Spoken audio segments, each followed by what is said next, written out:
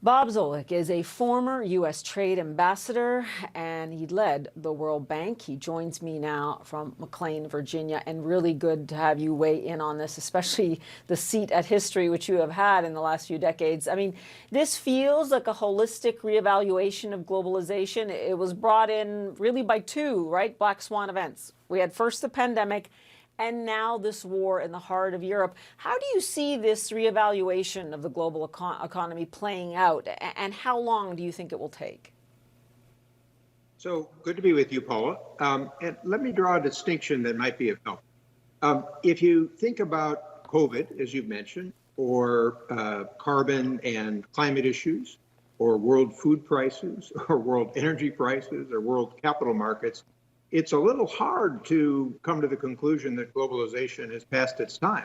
I think the difference is that the governance of globalization has been fragmented and fraying. And so if you take Larry Fink's comments, I think he talked about, as we have experienced, and Christine Lagarde made the same point. And I think the issue now going forward is the elements of globalization are very much with us, and they're going to affect our lives. So how do the different countries figure out how to cooperate or use these elements as part of their strategies, as with sanctions? Yeah, and that involves obviously a heavy dose of geopolitics, but also will put strains on things like supply chains and pricing.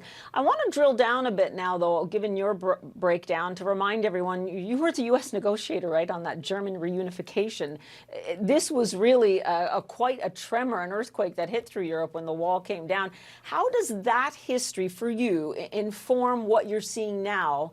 And if we could focus in on the economy, although so many political implications as well. Yeah, it's an interesting comparison. I've thought about this too, Paula. The circumstances are very different, but what is the same is that in 1989 and 90, it was like you had a puzzle that you broke it apart and threw the pieces in the air.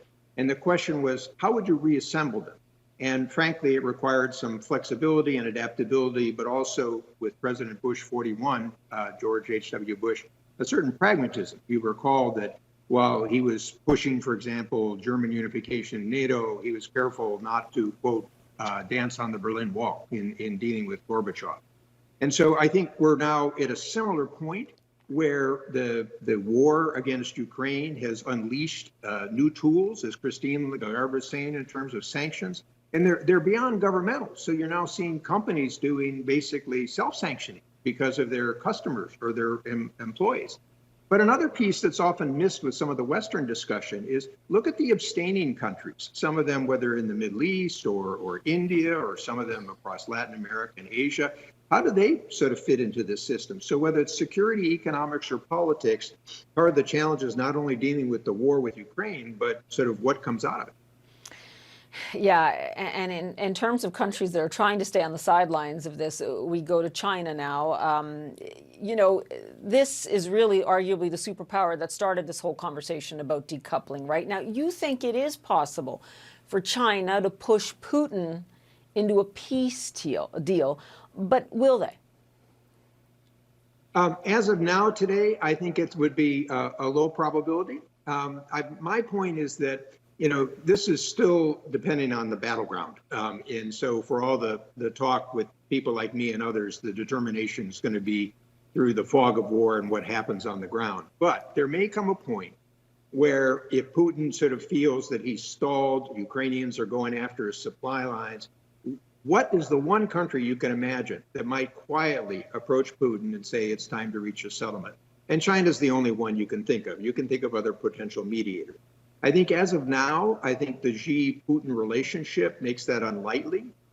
Xi does not want Putin to be losing, but depending on events on the ground, China could play a constructive role. And that's what I think you see being pressed by the United States and particularly by Europe, because Xi frankly thinks that the U.S. will not accept his rise. You can see this in his comment with President Biden saying those that tie the knots have to untie it. But Europe might surprise itself. It might have some serious influence on Xi because China doesn't want to lose Europe too. Right, that would be obviously enormous in terms of the kinds of markets it wants for its exports. I'm going to pose a tough question to you here, but when you think back to all your seat at the negotiating table in the 90s and everything that happened there, what do you wish we would have known now about globalization in particular and how it's impacted the world? You know that many blame it for income inequality, and others, though, conversely say it's lifted millions out of poverty. You have to help people adjust. I think the key factor, whether it's the United States or Europe or sort of developing countries, you've got these forces of globalization we talked about right now. And so in the coming months, you're going to have to pay attention to the food prices and the effect that that is on not only hunger, but on seeds and fertilizer. We've talked about some of the effects of the energy prices, how this goes back through inflation. And so the challenge is for national governments that are still the ones that are going to be calling the shots and have to deal with their politics at home. How do they manage to keep support at home for an engaged international system? And that brings us right back to where we started, because the question is, if the rules for digital or data or for security are breaking down, those are going to have to be put together in some form, because the factors of globalization are not going away. Time left here, but just kind of getting down to kitchen table politics. There are a lot of people, no matter what their financial situation, who feel very insecure now about everything is going on. Would you tell them basically buckle up? It's going to be a rough ride for a few years. I would caution them to that, but as a political method, you have to help people. If you just scare them or just tell them that tough times are ahead, I think that that's not likely to be as successful. But so for President Biden, for example, this is going to be an interesting choice. You could see it in his State of the Union, where he pulled people together with Ukraine, but then he kind of went back to his old agenda.